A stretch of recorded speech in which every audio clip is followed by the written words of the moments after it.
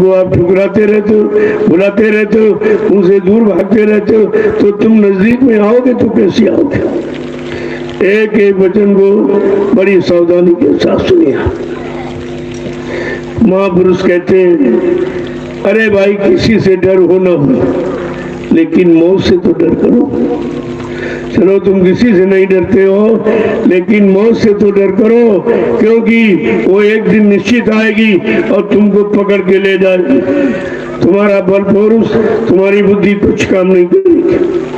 कहते मौत का तो डर करो।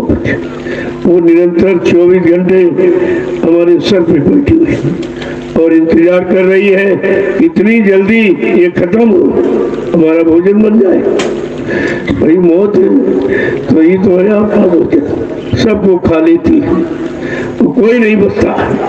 कोई धनी मानी गरीब अमीर छोटा बड़ा पढ़ा लिखा अनपढ़ हिंदू मुसलमान कोई नहीं बचेगा।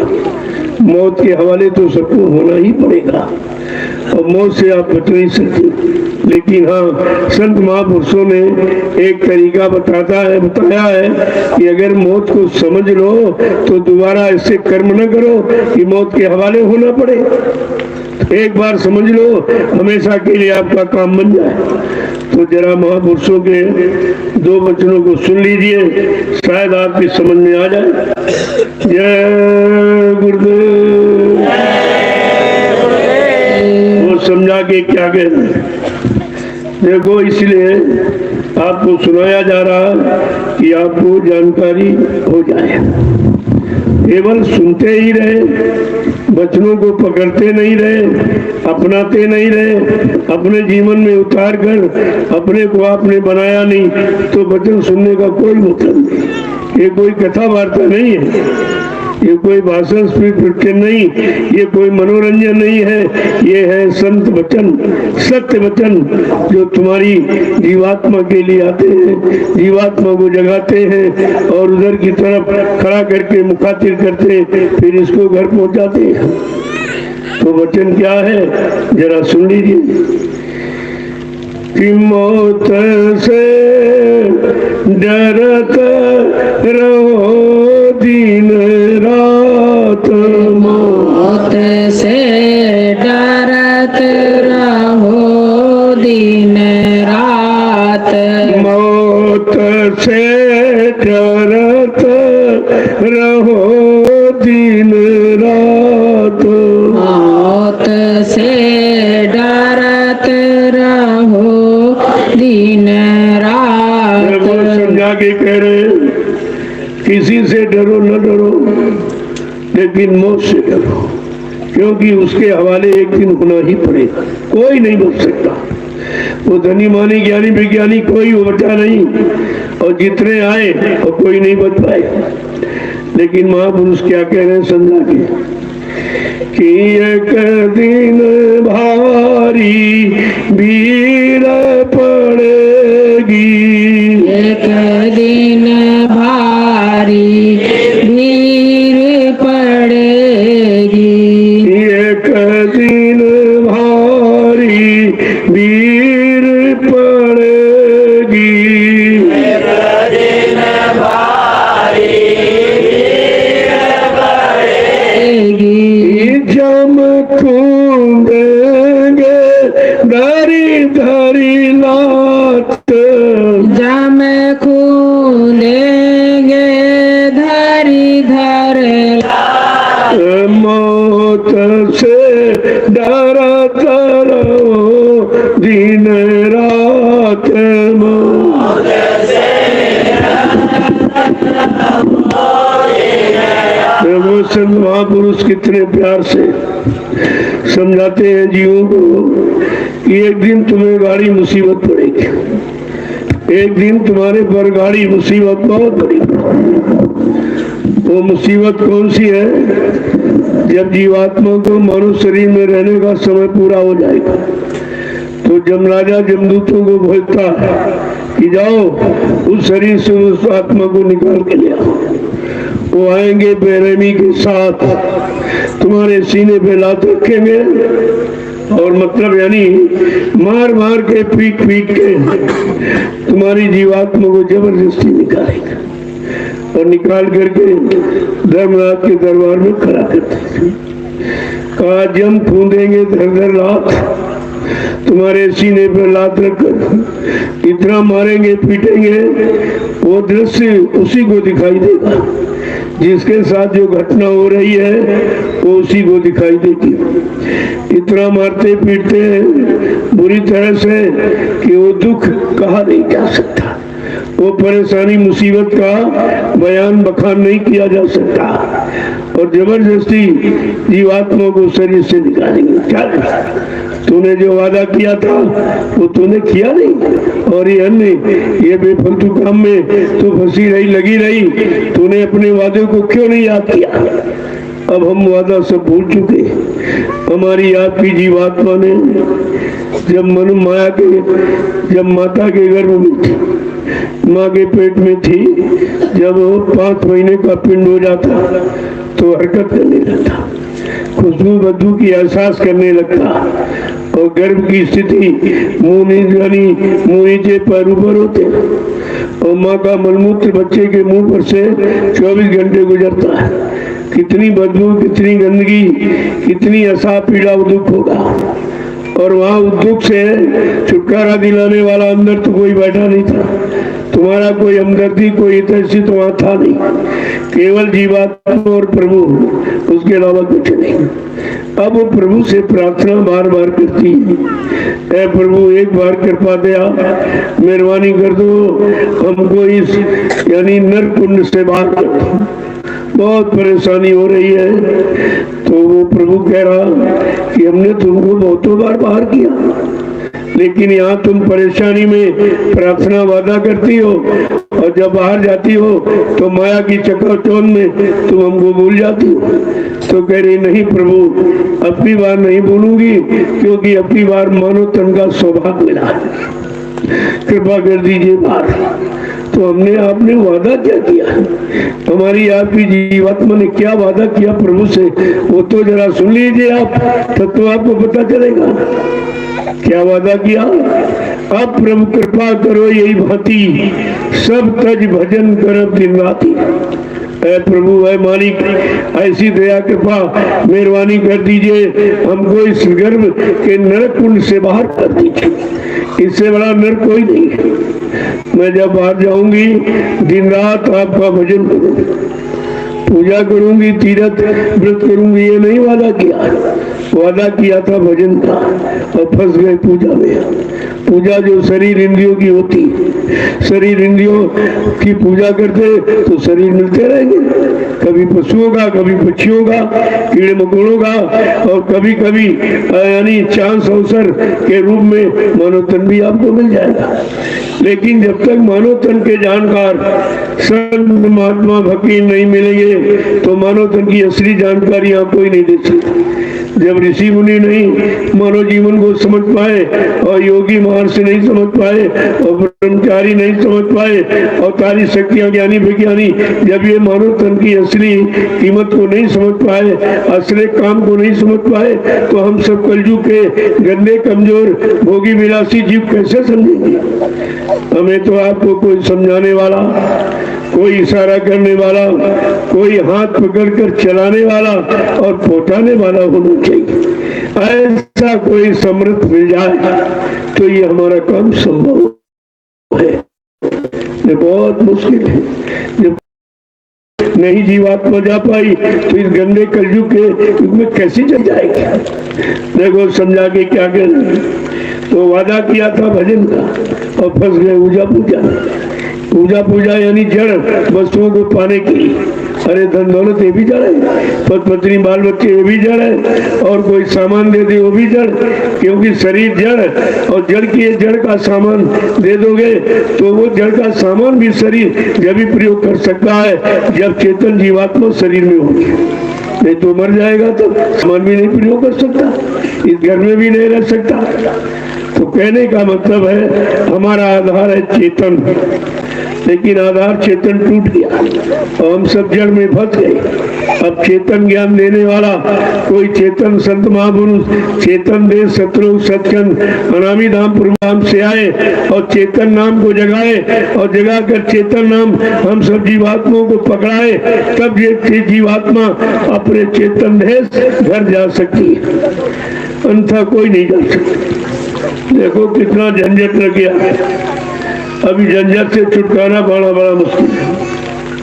अब क्या कह रहे हैं कि वह दिन की तूने याद विसारी, वह दिन की तूने याद विसारी, वह दिन की तूने याद विसारी, वह दिन की तूने याद विसारी। अब भोगन में राहत भुलात, अब भोगन में राहत भुलात, मौत से डरत रहो दिन रात, मौत से डरत रहो दिन रात। कहते हम आप उस दिन की यादें भूल गए कि जिस दिन हमें आपको यहाँ से जाना भी पड़ेगा। हम तो यही समझते यहाँ से नहीं कभी जानी, तभी तो सामान को संभालते रहते हैं, बटोरते रहते हैं, इकट्ठा करते रहते हैं और इसी में जीवन चला जाता है, समझ में कुछ नहीं आता है। कहते अरे तूने उस दिन की याद भुला दी कि एक दिन यहाँ से सब छोड़ के जाना पड़ेगा, तेरे साथ कुछ नहीं जाएगा। जिस सामान को इकट्ठा करने में तूने सारा जीवन लगा दिया और जो करना चाहिए वो किया नहीं, जो इकट्ठा नहीं किया, जो जमा करने चाहिए वो जमा नहीं किया, वो जमा किया जो तेरा है नहीं, और एक दिन तेरे से छीन लिया जाए। सारा समय तेरा बेकार चला गया जीवन का, क्योंकि असली काम को बताने वाले, असली राज को समझाने वाले संत महापुरुष मिले ही नहीं थे। वो आए नहीं थे तो मिलते कैसे? न सतयुग में आए, न त्रेता में आए, न द्वापर में आए, और कलयुग के भी 550 वर्ष निकल गए, नहीं मिले तो अभी लगभग 750 वर्षों से संत नाम सुनने को मिला है। इसके पहले संत नाम भी नहीं था। 4 वेद 6 7 18 पुराण 19 उपनिषद और 36 ऋचाएं जिनमें धर्म की चर्चा, उनमें से संत नाम नहीं है। संत नाम तो अभी आया कल और आया, लेकिन हमने समझ नहीं पाया। तो आने न आने का मतलब क्या निकला? जिससे हमारा आपका कोई काम नहीं बन पाया, हम आप कोई काम नहीं बना पाए, फिर उस सामान को मिलने से हमारा मतलब ही क्या निकला? तो समझा के क्या कह रहे, तुमने भोगों में सारा समय गंवा दिया और भूल गए कि एक दिन ये भोग ही हमारा साथ नहीं देंगे। इन भोगों को भी छोड़ना पड़ेगा, हमें बिल्कुल खाली अकेले जाना पड़ेगा। कहा ये याद तेरे दिल से निकल गई। अब क्या कहें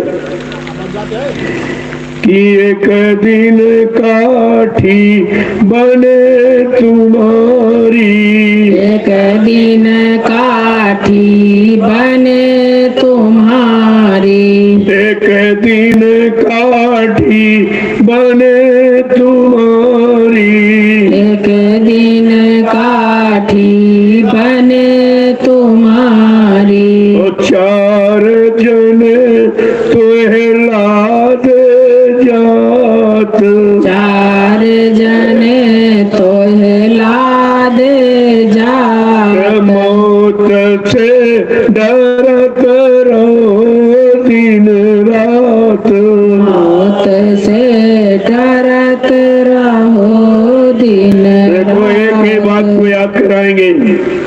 कहा एक दिन तेरी काठी बनेगी। काठी माने चिकटी, जिस पर तुझे लाद के ले जाएगा, ये तेरी 4 डबल बेड बिस्तर सब छीन लिया जाएगा।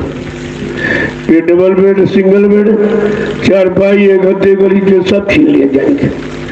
तुझे मोटे मोटे बांसों की डंडी की चिकटी बनाएंगे और उसे लंगा तुझे लेटा देंगे और ऊपर से नफरत का पर्दा कफन डालकर और बांध करके तुझे घर से बाहर निकालेंगे। कहा ये सब तेरा होगा, लेकिन तू भूल गया, एक दिन तेरी ये दुर्दशा होगी, और दुर्दशा होने के पहले तू संत महापुरुषों से जुड़ जा, वो युक्ति बता दे, उस युक्ति को ले ले तो हमेशा के लिए इस दुर्दशा से तू बच जाएगा। कहते 4 लोग तुमको उठा के ले जाएंगे शमशान भूमि पर, वहां लकड़ियों पर रखेंगे नंगा करके, और अग्नि लगा के जला के राख करते। सब जीवन लीला तेरी यही समाप्त हो जाएगी। जो कुछ कमाया धमाया और बनाया वो सब यही रह गया। तब तुमको बाद में पछतावा होता। कहते अब पछताए होता, जब सब समय निकल गया तो पछताने का मतलब क्या है? अगर हम पश्चाताप पहले कर लें और अपना काम बनाने, ये आपकी बुद्धिमानी मानी जाएगी। आगे समझा के क्या कह रहे हैं कि भाई बंधु कुटुंब परिवार, भाई बंधु कुटुंब परिवार, भाई बंधु कुटुंब परिवार, भाई बंधु कुटुंब परिवार, सो सब पीछे भागे जात, सो सब पीछे भागे जात, मौत से डरत रहो दिन रात, मौत से डरत रहो दिन रात। अब एक बात बताएंगे, जिनको तुमने साथी बनाया, जिनके साथ पूरा जीवन बिताया, जिनके लिए सब परिश्रम करते रहे, कहते भाई बंधु कुटुंब परिवार, जो सब पीछे भागे जाते। तुम्हारे आगे कोई नहीं चलेगा, सब पीछे मरघट लग जाएंगे, आंसू गिरा के वापिस आ जाएंगे। बस इतना तुम्हारा साथ है। जिनको तुमने जीवन साथी, जीवन संगाती और जीवन बराती बनाया, कोई तुम्हारा जीवन का साथ देने वाला नहीं। तुम्हारे जीवन के साथ ही साथ ये सब तुम्हारा साथ छोड़ देंगे, कोई आपके साथ नहीं जाएगा। कितना समझा के कह रहे हैं कि ताकि समझ में आ जाए कि वास्तव में हमने अभी तो कुछ किया ही नहीं। जो करना चाहिए था उसकी तो शुरुआत नहीं की, जो नहीं करना चाहिए उसी को करके सारा जीवन खत्म कर दिया। आगे क्या कह रहे समझा के कि आगे मरघट होए उतारा, आगे मरघट होए उतारा, आगे मरघट होए उतारा, आगे मरघट होए उतारा, चिता बना के धर दिया गात, चिता बना के धर दिया गात, मौत से डरत रहो दिन रात, मौत से डरत रहो दिन रात। कहते वो बीच में कहीं रखेंगे नहीं, तुमको कहीं बीच में रहने नहीं देंगे। घर से उठाएंगे सीधे शमशान भूमि पर ले जाएंगे, कब्रिस्तान ले जाएंगे। मुसलमान गड्ढा खोद के दफना देता है और हिंदू लकड़ियों पर रख के जला देता है। गति दुर्गति एक ही तरीका, शरीर की दुर्गति का तरीका एक ही, वो गाड़ देगा, ये जला के राख कर देगा। यानी कोई आप पर रहम और दया मेहरबानी नहीं करेगा, सारे रिश्तों को भूल जाएगा, तुम्हारी सारी मेहनत परिश्रम को भूल जाएगा। तुमने कितनी मेहनत परिश्रम करके मकान बना के दिया, जमीन बना के दी, दुकान बना के रुपया पैसा इकट्ठा करके दिया, कुछ नहीं, ये सब भूल जाएंगे। और कहते कि ये चिता बना के धर दिया गात, गात माने शरीर, शरीर को उसी चिता पर रख देंगे और अग्नि जला के राख कर देंगे। आप सब अकल सकल सब खत्म, कहाँ चली गई? जिसने अकल सकल सब खत्म कर दी, तुमको नंगा करके जला दिया, इससे बड़ा अपमान और तुम्हारा क्या हो सकता? ये सबसे बड़ा अपमान। अरे भाई, नंगा करके किसी को जलाया जाए, इससे बड़ा और कोई अपमान है? और ये अपमान सबका हो रहा है। हमारे पूर्वज, हमारे परिवार में और समाज में, गांव मोहल्ले जो भी आए, और सबको इसी दुर्गति से ले जाएगा। इस दुर्गति से कोई नहीं बचा। फिर छोटा बड़ा क्या मतलब हुआ? फिर पढ़ा लिखा अनपढ़, उसका क्या मतलब हुआ? फिर धनी मानी गरीब अमीर से, उसका क्या मतलब? फिर हिंदू मुसलमान जो जाति मजहब, उससे क्या मतलब निकला? जब सबकी एक ही दुर्गति होनी है, एक ही तरह से शरीर के साथ क्रिया होनी है, तो फिर तुम अलग अलग कैसे बताते? आगे क्या कह रहे हैं समझाने, क्योंकि मौत का दूसरा तरीका है ही नहीं। कोई दो मौतें नहीं बनाई गई कि हिंदू की अलग हो, मुसलमान की अलग हो, स्त्री की अलग हो, पुरुष की अलग हो, सब तो एक ही रास्ता। जहाँ आने का रास्ता माँ का गर्भ और जाने का रास्ता मौत, ये दोनों रास्ते सत्य हैं और दोनों रास्तों में कोई अंतर नहीं। ये तुम अपने अंदर अपनी मानसिकता खराब करके अंतर बनाए बैठे हो कि हम बड़े, ये छोटा है, हम बड़ी जात, ये छोटी जात, हम हिंदू, ये मुसलमान, हम पुरुष, ये स्त्री, ये तुमने बनाया है। लेकिन परमात्मा के यहाँ आने का तरीका और जाने का तरीका एक ही है, वो दूसरा नहीं है। आगे समझा के क्या कह रहे हैं? फिर जमपुर में नरक निवासा, फिर जमपुर में नरक निवासा, फिर जमपुर में नरक निवासा, फिर जमपुर में नरक निवासा, यहाँ अग्नि में जलाए जात, यहाँ अग्नि में जलाए जात, यहाँ अग्नि में फूके जात, यहाँ अग्नि में फूके जात, मौत से डरत रहो दिन रात, मौत से डरत रहो दिन रात। शरीर को जलाया जा रहा और जीवात्मा को नरक में दंड दिया जा रहा। वहां जमपुर में नगर निवासा, क्योंकि जमराजा शरीर को तो नहीं ले जाएगा, जीवात्मा को ले जाएगा। उसको वहां नरकों में बेचारी को सताया जा रहा। और यहाँ शरीर जिसके लिए रात दिन आप जुटे रहे, लगे रहे, खिलाने पिलाने सजाने में, यहाँ जलाया जा रहा। कहा कि इधर फूके जा रहे हो और उधर नरकों में पीटे जा रहे हो।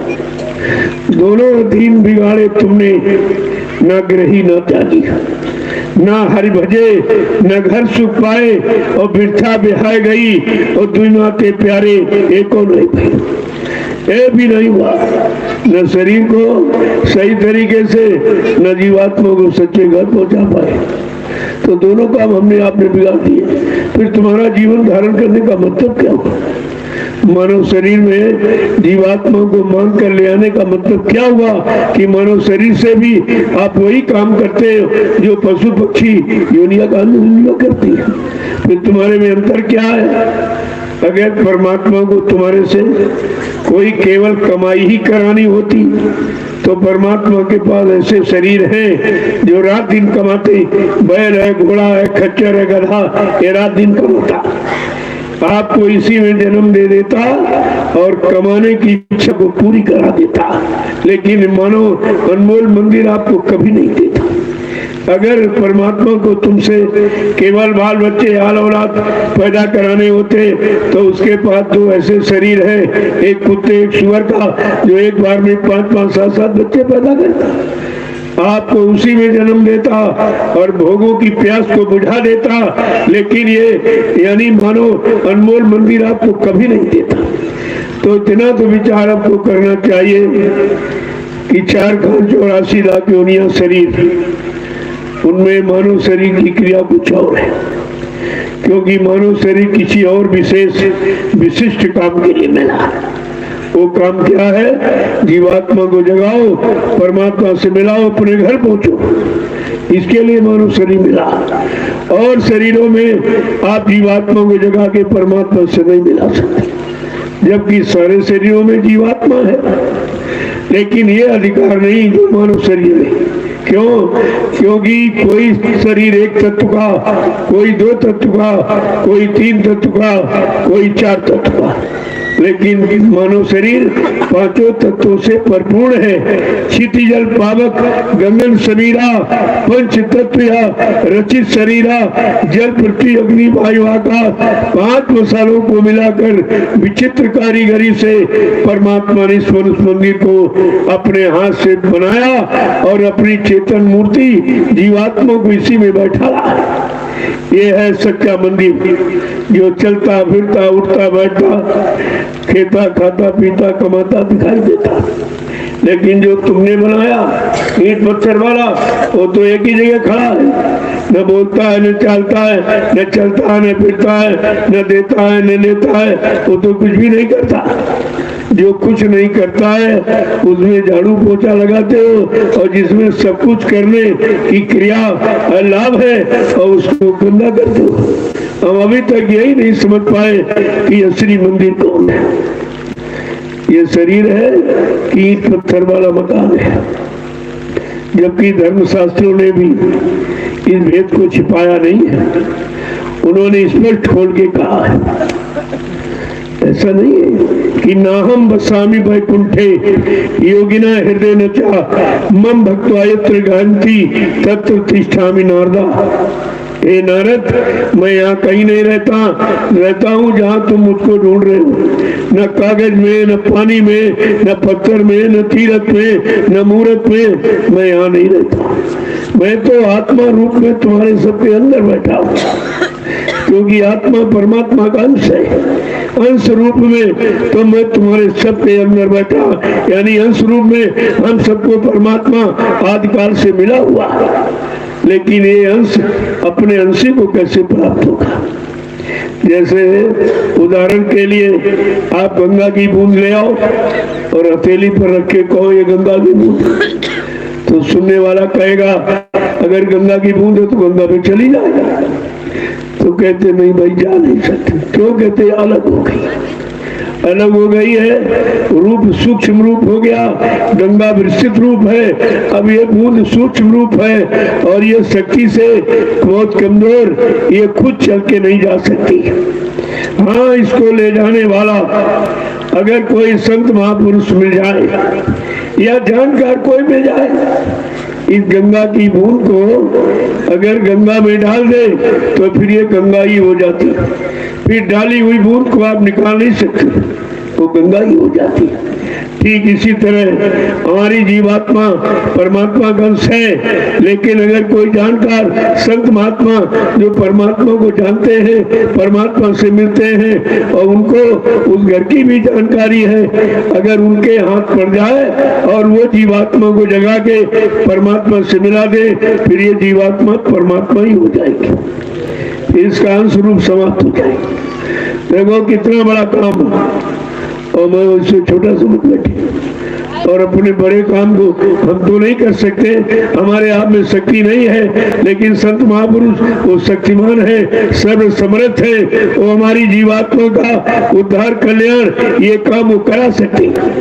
लेकिन जब हम उनको अपना बना ले तब तो उनके वचनों को मान ले, आदेश हुक्म का पालन करके अपने जीवन को उसके अनुसार बना ले, तो ये काम संभव है। असंभव कुछ नहीं।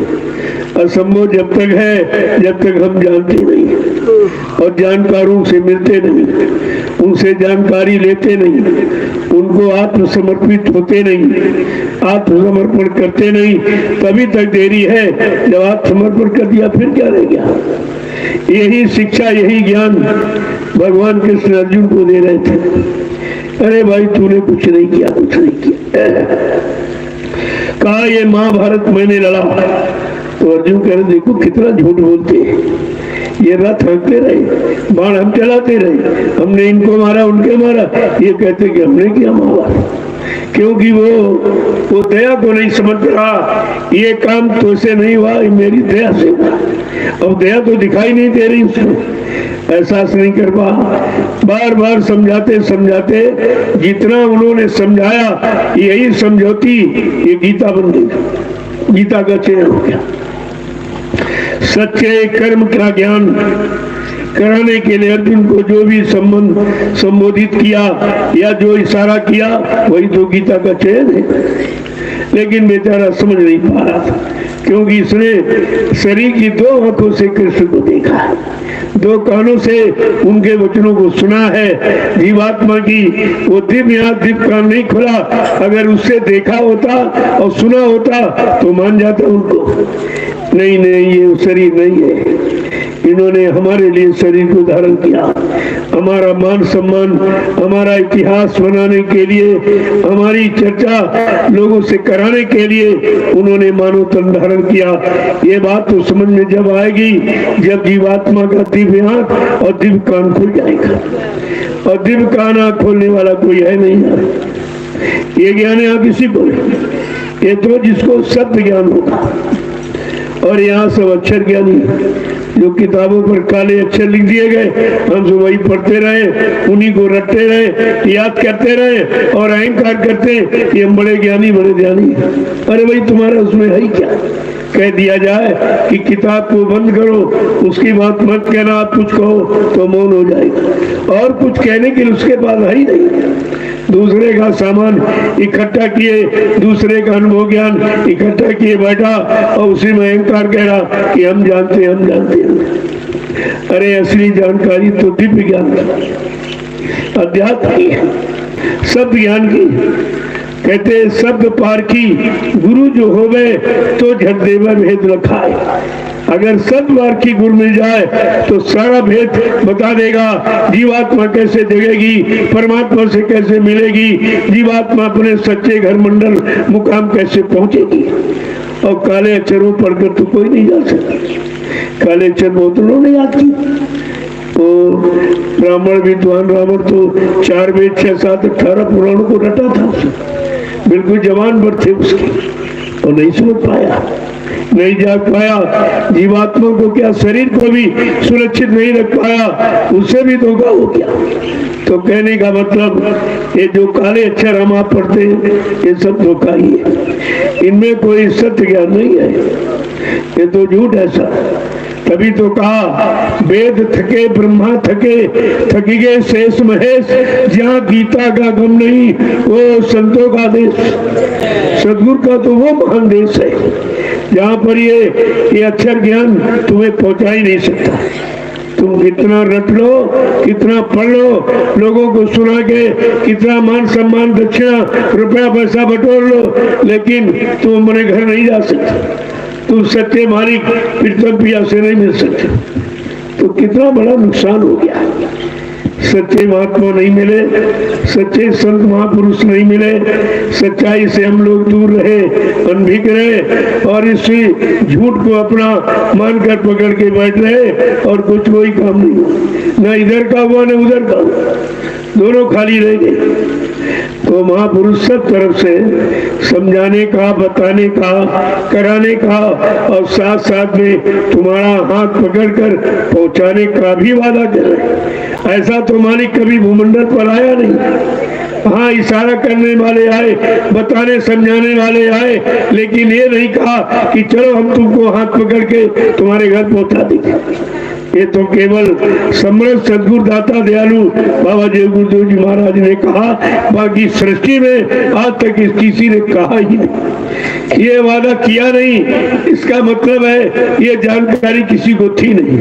हमको ऐसा समर्थ सर्वज्ञ ज्ञाता जानकार मिल गया, लेकिन हमने आपने उससे अपना कोई काम नहीं बनवा पाया, क्योंकि हमने आपने उनको सच्चाई से समझा नहीं, सच्चाई से देखा नहीं, समझा नहीं, पकड़ा नहीं, अपना काम कराया नहीं। ये कितना भारी नुकसान है, और नुकसान को आज भी कोई नहीं समझता। तुमको हानि लाभ का भी तो पता नहीं है, क्या हानि है क्या लाभ है। कहाँ कुछ मिलता, कहाँ से कुछ जाता, कुछ नहीं, बिल्कुल आधा धुंध दरबार लगा। भागते चले रहे, आगे देख रहे खाई है, कुआं है, नदी है, कुछ नहीं, भागते चले जा रहे। समझा कर महापुरुष इसीलिए एक एक वचन को कैसे कहते, आगे क्या कह रहे हैं कि दोनों दिन बिगाड़े तूने, दोनों दिन बिगाड़े तूने, दोनों दिन बिगाड़े तूने, दोनों दिन बिगाड़े तूने, सुनी न सतगुरु की कोई बात, सुनी न सतगुरु की कोई बात, सुनी न सतगुरु की कोई बात, सुनी न सतगुरु की कोई बात, मौत से डरत रहो दिन रात, मौत से डरत रहो दिन रात। का सच्चे जानकार, सच्चे आत्मज्ञानी का संत महापुरुष, वो तुम्हें मिले नहीं, और मिले तो उनको तुमने समझा नहीं, जानना नहीं, माना नहीं, पहचाना नहीं, तो कितना बड़ा बिगाड़ हो गया, कितना भारी नुकसान जीवन का हो गया, और सारा जीवन ये व्यर्थ में चला गया, कुछ नहीं मिला। शरीर को तो आप सजाते रहे, लेकिन शरीर तो नासवान है। ये चमड़े के कमर को तुम कितना सजाओ, काले नीले पीले लाल कपड़े इस पर डाल दो, कोई दाढ़ी बांध रख लो, कोई और कोई जानकारी कर लो, लेकिन ये जानकारी आत्मा से संबंधित नहीं है। आत्मा का काम बाहर के कोई काम से नहीं हो सकता, क्योंकि वो अंदर में बैठी, तुम बाहर में क्रिया कर रहे हो। कोई नाक बंद कर रहा, कोई कान बंद कर रहा, कोई आंख बंद कर रहा, कोई चंदन टीका पाटा छापा तिलक जनेऊ ये लगा रहा, कोई लाल पीले कपड़े पहन रहा, कोई दाढ़ी बाल रख रहा, कोई दाढ़ी बाल मुड़वा रहा। अरे तो शरीर पर आप कर रहे हो, शरीर में आत्मा, शरीर आत्मा नहीं है, शरीर के अंदर आत्मा बैठी। जब तक आत्मिक कर्म कराने वाला कोई आत्मवेदी, कोई शब्द वेदी, कोई संत महापुरुष नहीं मिलेंगे, तब तक आत्मा का भेद आप जान ही नहीं सकते। और हम व्यर्थ कामों में समय गंवा दिया। कहा दोनों दीन बिगाड़े तुमने, न ग्रही न त्यागी। आपने तो दोनों थे, इधर भी शरीर से लगे रहे, कुछ नहीं मिला। जिन लोगों ने शरीर को सजाया है, या छापा तिलक जनेऊ चंदन मंदन लगाया, दाढ़ी बाल रखा, लाल पीला कपड़ा पहना, उसे पूछो परमात्मा मिला? कहेंगे नहीं मिला। तो फिर ये किया किसने था? इसी व्यर्थ के काम में, इसी बनावट दिखावट और सजावट में तूने सारा समय खराब कर दिया। और मिलने वाले और मिलाने वाले जो संत महापुरुष थे, परमात्मा के जानकार, उनसे तूने कोई मुलाकात नहीं की, तू उनके पास गया नहीं, उनसे अपनी बिगड़ी व्यवस्था अवस्था को पूछा नहीं कि हमको तो कुछ नहीं मिला, मैंने इतने साल पूजा की, इनकी पूजा की, इनकी पूजा की, इतना व्रत किया, इतना तीर्थ किया, इतनी साधना, लेकिन वो नहीं मिला मालिक। तो संत महापुरुष बताते, अरे भाई वो इन कामों से नहीं मिलता। ये तो तुमने बाहर के काम किए, तो बाहर के लोग अज्ञानी, तुम भी अज्ञानी, तो उन अज्ञानियों ने तुम्हारी इस अज्ञानता पर प्रसन्न होकर तुम्हें रुपया पैसा दान दक्षिणा सामान सेवा कपड़े लत्ते देती है। तुम्हारी अज्ञानता पर खुश होकर देखो, क्योंकि तुम भी अज्ञानी हो, भी अज्ञानी। अंधा गुरु और बहरा चेला हुए नरक में ठेली में ठेला। का गुरु अंधा जिसकी जीवात्मा की दिव्य आंख खुली नहीं और उसने अंदर का कोई भेद तुमको बताया नहीं, वो भी अंधा और तुम भी अंधे। सुनने वाला सुनाने वाले दोनों अंधे। गोस्वामी महाराज ने लिखा रामचरितमानस में, गुरु अंध बधिर कर लेखा, एक नहीं सुने एक नहीं देखा। का गुरु और अंधे चेले का यही हाल है कि उसकी आंख खुली नहीं गुरु की, उसने परमात्मा देखा नहीं और न चेले को दिखा पाया। उसने ब्रह्मवाणी, आकाशवाणी, ईश्वर वाणी, अनहत वाणी जो निरंतर 24 घंटे हवा पर से इस मनुष्य मंदिर में आ रही, लेकिन दिव्य आँख खुला नहीं, वो भी नहीं सुनाई दी। न उसने आवाज सुनी, न सुनाने स्रोतों को सुना पाई। तो कहा ये बेचारों दोनों अंधेरे, दोनों अंधेरे, यानी हम समझ नहीं पाए इसको। आगे क्या कह रहे हैं समझा के, एक एक वचन को सुनिए आप, ये सब तुम्हारी समझ में आ जाएगा। सारी गंदगी, सारा भूल भ्रम, ये कितने युगों का तुम्हारे दिल दिमाग से निकल जाएगा। क्यों गंदगी धोने का काम केवल सत्संग का है। संत गोस्वामी जी महाराज जिन्होंने रामचरितमानस लिखा, उत्तरकांड में सारा उत्तर सारे प्रश्नों का जवाब दे दिया। उन्होंने ये सब कहा कि मतलब यानी कि सद सुधरे सत्संगत पाई। ये तो नहीं कहा पूजा करने सुधर जाओगे, गीता पढ़ने से सुधर जाओगे, पत्थर पर यानी दूध पतासा चढ़ाने में सुधर जाओगे। कहते नहीं, सद सुधरे सत्संगत पाई। जब संतों का संग मिलेगा, उनके वचनों का साथ करोगे, वचनों को जीवन में उतारोगे, तो सारी अज्ञानता, सारा भूल भ्रम तुम्हारा खत्म हो जाएगा। और आज क्या कह रहे, बिन सत्संग विवेक न होई। ये तो नहीं कहा गीता पढ़ लो विवेकी हो जाओगे, भागवत पढ़ लो विवेकी हो जाओगे, 4 वेद 6 7 18 पुराण पढ़ लो तुम विवेकी हो जाओगे। कहते नहीं, बिन सत्संग विवेक न होई, राम कृपा बिन सुलभ न होई। बिना सत्संग के बुद्धि में विवेक ज्ञान निरख परख सूझबूझ आती ही नहीं। और प्रभु के बगैर प्रभु की दया नहीं होगी। प्रभु की दया कहाँ होती है, कैसे होती है कि वो तुमको शुभ अच्छे कर्म करा के संत महात्माओं से मिला देंगे। और तुम संत महात्माओं को जब भी मिल सकते हो, जब भी पहचान सकते हो, जब कोई शुभ अच्छे कर्म करोगे। इसलिए आपको पूजा पाठ तीर्थ व्रत दान हवन जप यज्ञ गंगा स्नान में लगाया गया था। तुम्हारा तन शुद्ध हो जाए, मन शुद्ध हो जाए, इंद्रियां शुद्ध हो जाए, खान पान शुद्ध हो जाए, संग सोबत शुद्ध हो जाए, तुम्हारे कर्म शुद्ध हो जाए, तो तुम महात्माओं को पहचानने लगोगे। पुण्य पुण्य बिन मिले न संता, संत बिना सूझे नहीं पंथा। बिना पुण्य कर्मों के संत महात्मा नहीं मिलते हैं। जब संत महात्मा नहीं मिलेंगे, तुम मानव जीवन को का असली राज समझ नहीं पाओगे। देखो कितना संभाल के संतों ने वर्णन किया, लेकिन हम लोग उसे समझते ही नहीं, उसे पकड़ते नहीं, उसको लेते नहीं, इधर उधर की बातों में फंसे रहते हैं।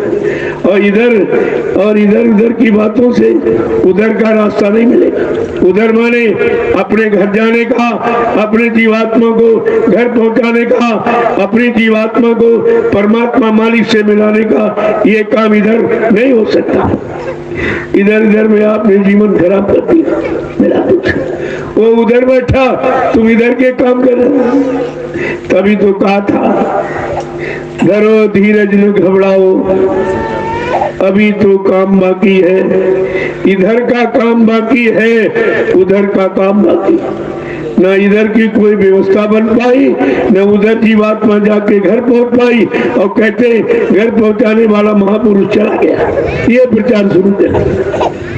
देखो तो कितनी बड़ी अज्ञानता, कितना बड़ा तिमिर अंधकार कि सच्चाई को झूठ में बदल रही और झूठ को सत्य में कह रही। जो सत्य देश से आया, हम सब जीवात्माओं को सत्य देश ले जाने के लिए, तो उसको तो हमने समझा नहीं। और काल देश में जो फंसाने वाले आए, उन्हीं की बात मान ली, तो कितना बड़ा नुकसान होगा। आगे क्या कह रहे कि वह दिन बहु पछतावा होगा, वह दिन बहु पछतावा होगा, वह दिन बहु पछतावा होगा, वह दिन बहु पछतावा होगा।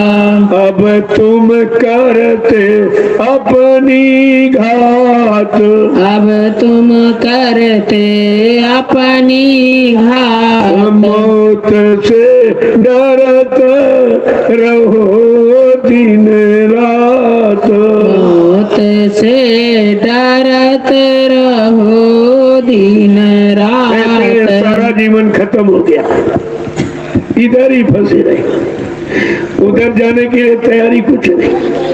और हमारा आपका सच्चा घर यानी जीवात्मा का सच्चा घर तो सतलोक तो उधर ऊपर है, हम नीचे यहाँ पड़े, नीचे के काम में फंसे पड़े, इन्हीं के काम को अपना मानते हैं, इन्हीं में फंसे रहते हैं, तन में धन में, यानी मतलब सारा समय चला गया, न तन काम आया न धन साथ गया, सब आपका काम बिगड़ गया।